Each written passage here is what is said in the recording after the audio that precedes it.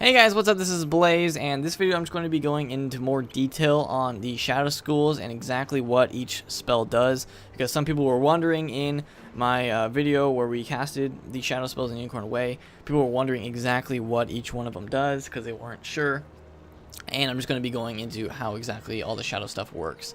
So this is where you initially go to get your shadow stuff. You have to be on the quest to have this bridge appear.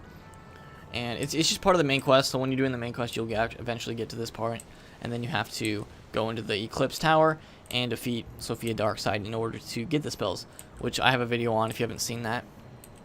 So let's go inside, and Sophia Darkside is over here, and I already bought all of the schools, or all the spells, so it doesn't offer me to like click on her. So in my tab, which is the new Shadow Spells tab, you can see all three of the shadow spells. Basically, I'm just going to quickly go over what exactly shadow spells do and like shadow pips. Pretty much at the beginning of when you go into a battle, you have like a new like aura thing in front of your person, and it's kind of like really shadowy and black. And you have a chance of getting a shadow pip every turn. So I think it's about 25% chance, maybe like 20% chance of getting the shadow pip. So I mean, sometimes I've gotten it first turn, sometimes it's taken me like 5 or 6 turns to get it. It just depends.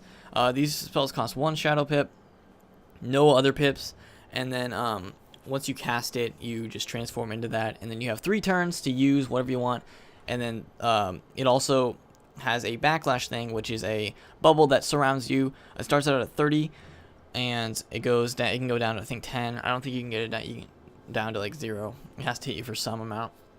So if he hits you for at 30, it'll do 30% of your health, 20 is 20%, and 10 is 10%. So it depends. For me, on the Shadow Seraph, if I would heal, it would go down to 20. It brings it down by 20 or 10% every time.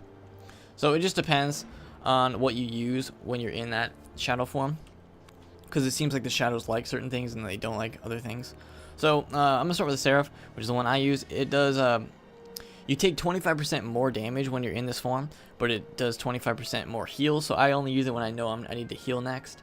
It absorbs heals by when you do heal. It puts a kind of a like life shield.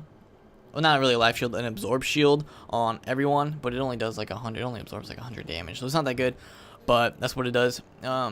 If I could change the Shadow Seraph, I would say probably change this incoming damage to incoming life, incoming health for heals. I think it should be 25% incoming heals, 25% outgoing heals, and then absorb. I don't really care about the absorb. It's not that helpful. So that's the Shadow Seraph. That's the one I use for healing. It's kind of good. I just use it right before I know I'm going to heal, because that's the best way to use that one, because I do take more damage when I'm in that form. So usually with the Backlash for me, I have about 5,000 health.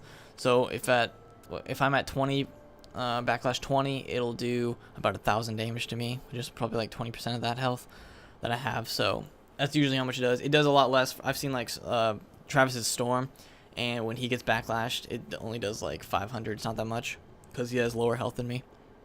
So moving on to the Shadow Sentinel, this is like the tank one. I know that Ice gets this one for free.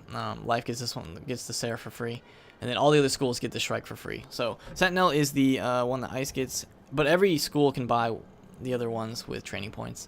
So Sentinel will initially go out and put a shield on every person. It's kind of like it's not an actual shield. It's kind of just like a aura shadow bubble thing that goes in front of your person. And then he will intercept 25% of the damage that other players take, and it goes onto you, whoever's using the Sentinel. It gives you 80% or 80 more block, and then negative 10% incoming. So it's pretty good if you don't want to take too much damage. And then the 80 extra block is really helpful as well. So that's pretty much the tank spell with the Sentinel there. The Shadow Strike is the attack one. It gives you an initial 50% more pierce, which I think that's like the best thing out of any of these that is given, because this is really useful for people that are attacking. And I don't even know the implications it could do on PvP, probably a ton for people that are into that.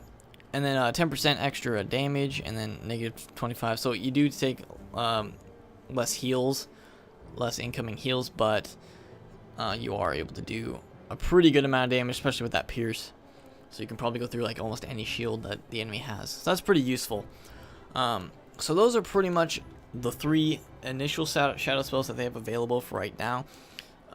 Hopefully, I'm kind of hoping that in the next part 2 of Chrysalis, they incorporate more shadow spells into this school, because I think it would be cool if they just keep building upon it. But we'll just have to see. Those are the initial 3 that are out right now. I do hope they change some of them, at least tweak them a little bit for when they go into the live realm. We'll see how many people complain about them, but we'll just have to see and find out. So I hope that cleared up some stuff about people that were confused with what exactly these shadow spells do and how you use them. I don't think there's not really a level that you have to be. You just have to be on the quest to be able to open up the shadow school or the shadow trainer, and in order to use them, who's Sophia Darkside. So that's pretty much going to be it. If you guys enjoyed this video, if it was informational for you and helped you out, go ahead and give it a like, and definitely subscribe if you haven't. I just want to thank everyone for all the support that you've given me on the other videos I've done for Chrysalis, because it was a lot of fun getting through the entire test room so far. So thank you guys for that. If you haven't subscribed, definitely do so, because we'll be coming out with a lot more cool videos involving Chrysalis, and then eventually we will be doing our Road to 95 series when it goes to the live realm. So thank you guys for watching this, and I'll see you guys next time.